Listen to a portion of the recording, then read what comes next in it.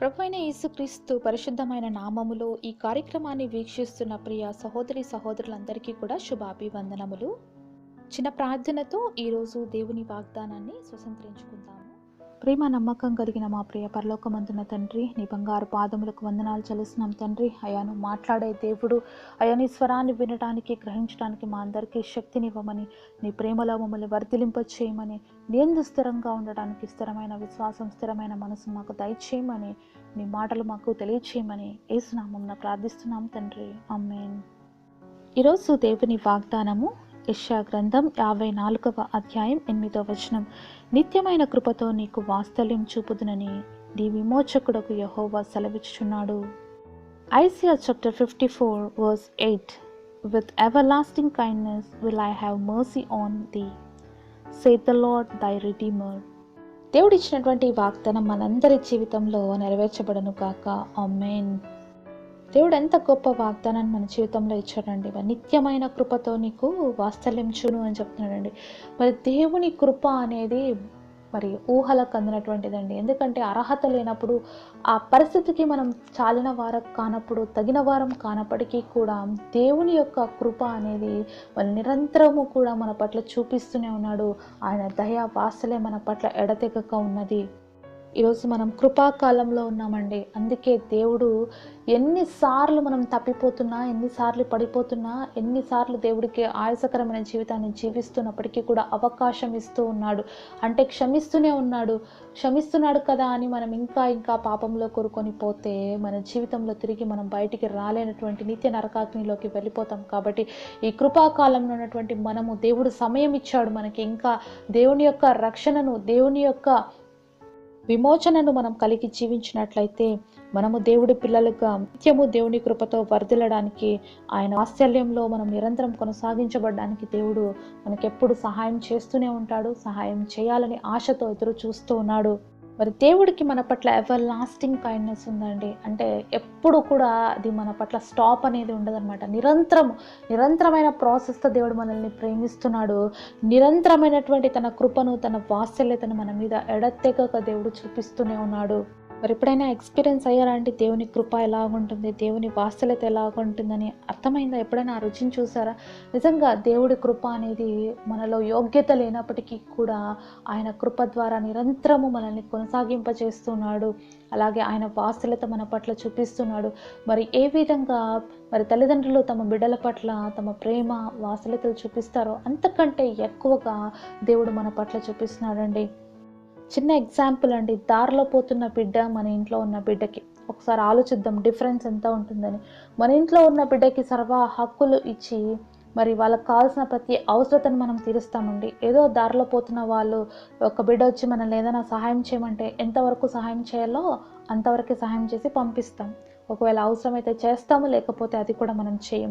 మరి ఏ యోగ్యత లేని మనము దారిన వెళ్తున్నటువంటి స్థితిలో ఉన్న మనల్ని దేవుడు ఏం చేశాడంటే తన ప్రియ కుమారుడైన యేసుక్రీస్తు ప్రభువారి ద్వారా మనం కూడా తన బిడ్డలు అవ్వడానికి, తన బిడ్డలుగా తన రాజ్యానికి వారసులవడానికి అర్హతనిచ్చాడండి. ఇదే నిజమైనటువంటి ప్రేమకు నిదర్శనమైనటువంటి దేవుని కృప. అలాగే ఆయన మన పట్ల చూపిస్తున్నటువంటి వాత్సల్యత. అంటే రోడ్డు మీద వెళ్తున్న వాళ్ళని, ఎవరిని ఎంతసేపు పట్టించుకుంటామో అంతసేపే పట్టించుకుంటాము. కానీ మన కుమారుడిని అయితే నిరంతరం మనం పట్టించుకుంటాం, నిరంతరం మనం చూసుకుంటాం. అదేవిధంగా దేవాది దేవుడు మరి రోడ్డున వెళ్తున్నటువంటి మనస్థితిని చూసి కుమారుడిగా మనల్ని చేసుకొని, తన కుమార్తెలుగా మనల్ని చేసుకొని అనుదినం మన పట్ల తన వాత్సల్యత చూపిస్తున్నాడు. ఏ విధంగా మరి తల్లిదండ్రులు తమ బిడ్డల పట్ల ప్రేమ చూపిస్తారో, ఆ వాత్సల్యత చూపిస్తారో అంతకంటే ఎక్కువగా దేవుడు మనల్ని ప్రేమిస్తున్నాడు.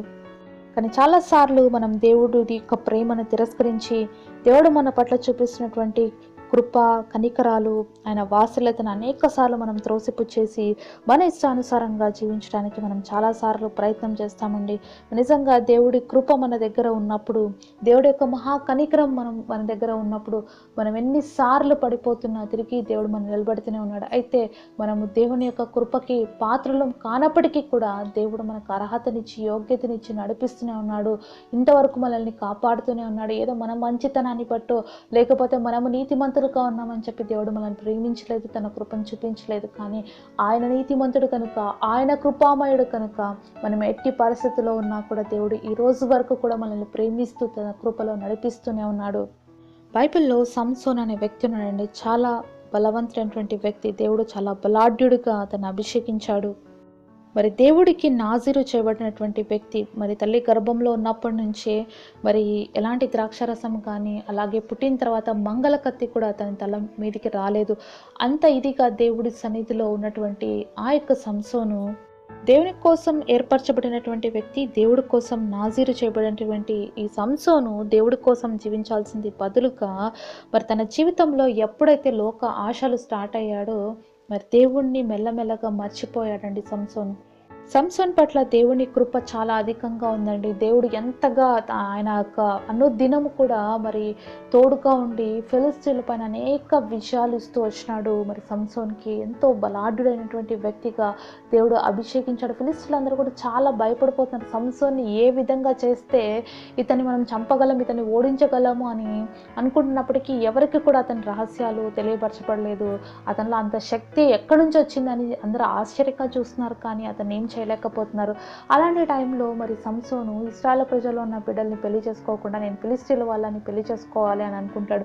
మరి ఏ శత్రువు అయితే ఉన్నాడో ఆ శత్రువుల పిల్లల్ని చేసుకుంటున్నాడు. దేవుడు ఆ శత్రువులకి వ్యతిరేకంగా సంసోన్ నియమిస్తే ఇప్పుడు సంసోన్ ఏం ఆలోచిస్తున్నాడు, మరి ఆ ఫిలిష్తీయుల్లో ఉన్నటువంటి కన్యకను పెళ్లి చేసుకోవాలని ఇష్టపడుతున్నట్లుగా తన తల్లిదండ్రులతో చెప్తాడు. వాళ్ళ పేరెంట్స్ వద్దంటాడు, అయినా కూడా పెళ్లి చేసుకోవడానికి వెళ్తాడు. అక్కడ కొన్ని ప్రాబ్లమ్స్ రావడం వల్ల విడిచిపెట్టేసి ఆ స్త్రీని వస్తాడు. వాళ్ళ ఆ స్త్రీని ఆ సంసోన్ యొక్క ఫ్రెండ్కి ఇచ్చి వాళ్ళ నాన్న పెళ్లి చేస్తాడు. అక్కడ కూడా సంసోను చాలా కోపపడతాడు, బాధపడి అక్కడ నుంచి వచ్చిన తర్వాత మరి ఒక స్త్రీ వేశ్య అయినటువంటి స్త్రీ దగ్గరికి వెళ్తాడు. ఆమె యొక్క ఉచ్చులో ఇరుక్కొని పోయి దేవుడు కలిగినటువంటి ప్లాన్స్, దేవుడు తన పట్ల కలిగినటువంటి సంకల్పాలన్నీ కూడా మర్చిపోయి మరి లోకానుసారమైన జీవితాన్ని జీవిస్తాడు. అయితే ఫిలిష్తీయులు ఆ దెలీలాతో చెప్తారు, ఈ సంసోను బలం ఎక్కడుందో కనుక్కో అని చెప్పి నీకు డబ్బులు ఇస్తామని చెప్పినప్పుడు ఆమె ప్రతిరోజు అతన్ని విసిగిస్తూ ఉంది, నీ బలం ఎక్కడుందో చెప్పని. మరి ఫస్ట్ అంతా కూడా అబద్ధాలు చెప్తాడు. లాస్ట్కి ఆమె చేత ప్రాణం విసిగిపోయి మరి చచ్చుటకు కూడా రెడీ అయిపోతాడు అనమాట. పాపాన్ని వదులుకోవడానికి మరి సంసోను ఇష్టపడలేదు. ఆ స్త్రీ నన్ను చంపుతుందే, నా రహస్యం చెప్తే నన్ను ఫిలిష్తీయులకు అప్పగిస్తుంది అని ఆలోచించకుండా మరి చచ్చిపోవడానికి కూడా ఇష్టపడినాడు. ఆమె అంతా విసిగిస్తే తన యొక్క జీవితంలో ఉన్న రహస్యాన్ని చెప్పాడు. నేను చిన్నప్పటి నుంచి కూడా నా తల మీదకి మంగళకత్తి రాలేదు, నా వెంట్రుకలు తీసేస్తే నా బలం వెళ్ళిపోతుంది అని. న్యాయాధిపతుల గ్రంథము 16వ అధ్యాయం 20వ వచనంలో మనం చూసినట్లయితే, ఆమె సంసోనును ఫిలిష్తీయులు నీ మీద పడుచున్నారనక అతడు నిద్ర మేలుకొని ఎప్పటి ఎన్నట్లు నేను బయలుదేరి విడిచిమ్ముకుందని అనుకునేను, అయితే యెహోవా తనను ఎడబాసనని అతనికి తెలియలేదు. ఎన్నోసార్లు తప్పు చేశాడండి సంసోను.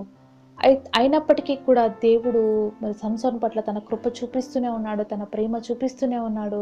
అయినా కూడా ఆ ప్రేమని దేవుడు చూపించినటువంటి కృపను నిర్లక్ష్యత పెట్టి మరి దెలీలా అనేటువంటి వేష వ్యామోహంలో పడిపోయి దేవుడు తన పట్ల కలిగినటువంటి ప్లాన్స్ని కూడా మర్చిపోయి దేవుడు తనకిచ్చినటువంటి అద్భుతమైన శక్తిని దేవుడి కోసం ఉపయోగించకుండా ఏ శత్రువులనైతే జయించడానికి దేవుడు ఆ వ్యక్తిని ఏర్పరచుకున్నాడో ఆ శత్రువుల చేతికి చిక్కిపోయాడు సంసోను. ఇప్పుడు మనం చదివినటువంటి లేఖన భాగంలో చూస్తున్నాం కదా, ఎప్పటిలాగానే నేను విరజిమ్ముకుంటాను అనుకున్నాడు, బలం పుంజుకుంటాను అనుకున్నాడు, కానీ యెహోవా తనను ఎడబాసు.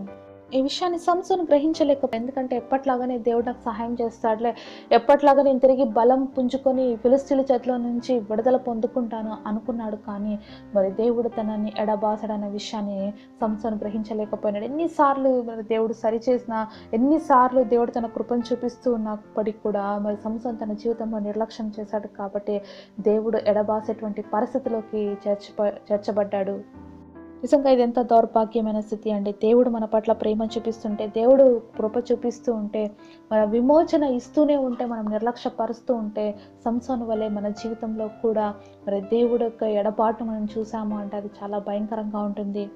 మరి ఫిలిష్తీయులు మరి సంసోన్ని పట్టుకొని పోయి 2 కళ్ళు ఊడబీకిచ్చేసి వాళ్ళ యొక్క దేవుని గుడిలో మరి పిండి రుబ్బేవాడుగా, తిరగలి విసిరేవాడిగా చేశారంటే అంత బలాఢ్యుడైన దేవుడి కోసం గొప్ప కార్యాలు చేయాల్సిన వ్యక్తి ఇప్పుడు ఏమైపోయాడు, మరి తిరగలి విసిరేటువంటి పరిస్థితిలోకి వచ్చాడు అంటే ఎంత దారుణం, ఎంత భయంకరమైనటువంటి పరిస్థితి.